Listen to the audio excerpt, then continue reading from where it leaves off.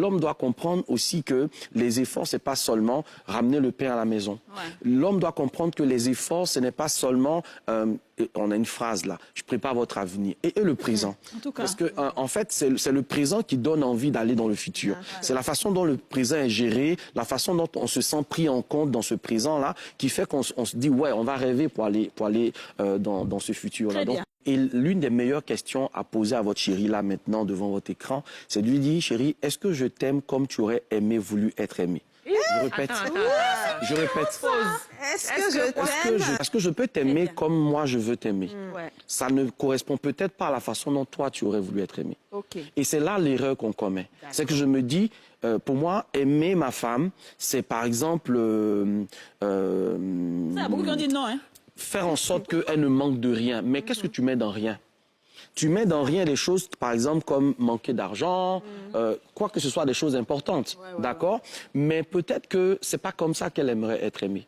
Peut-être que pour elle, être aimée, c'est qu'elle soit au fait de tout ce que tu entreprends, en fait. Tu vois? Et même dans des choses banales comme raconte-moi ta journée, même si elle te parle de Marimar ou je ne sais pas trop de quelle série. Non, pas du tout. Voilà. C'est dans l'attention, en fait. En fait, c'est pas que ce qu'elle te dit t'intéresse, c'est elle qui t'intéresse. Voilà. Et comme elle t'intéresse, donc si ça peut lui faire plaisir, tu le fais. Donc il y a une idée aussi qui est liée au fait que votre femme est votre centre d'intérêt numéro 1. Et quand une femme sait qu'elle est le centre d'intérêt, le centre d'attraction de son homme, ça veut dire que quand elle a changé de perruque ou quand elle a fait une fraîche manicure, des choses comme ça, t'as remarqué. C'est que beaucoup d'hommes ne se rendent pas compte que les efforts qu'une femme peut faire dans le non-verbal, parce qu'elle ne va pas te dire qu'elle l'a fait pour te faire plaisir, mais elle vit avec toi, elle est dans ton quotidien. Donc, elle fait des efforts sur lesquels tu passes, en fait. Et ça, c'est quelque chose qui peut casser foncièrement une femme. Il y a des aspects, par exemple, qui sont liés à la cuisine que vous faites. Ouais. Vous savez, j'ai vu très peu d'hommes finir de manger et puis de dire merci. Ouais. Ton repas a été trop bon. Je ne sais pas si vous réalisez, hein, chers hommes, que le repas le plus important de votre vie, c'est celui qui est fait par votre femme.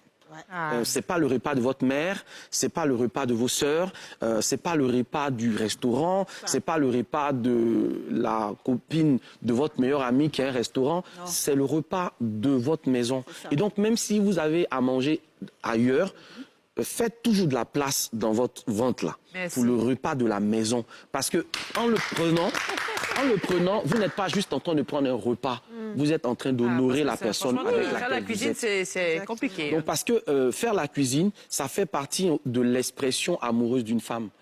Ce dont je parle ici, c'est que l'homme doit être capable de faire à la base tout ce qui est censé être fait. Et puis sur cette base-là, s'il y a des problèmes, alors on peut les régler. Et ce sont ces problèmes-là dont je parle, ces petits problèmes d'attention. C'est une femme qui se plaint de ne pas avoir ton attention.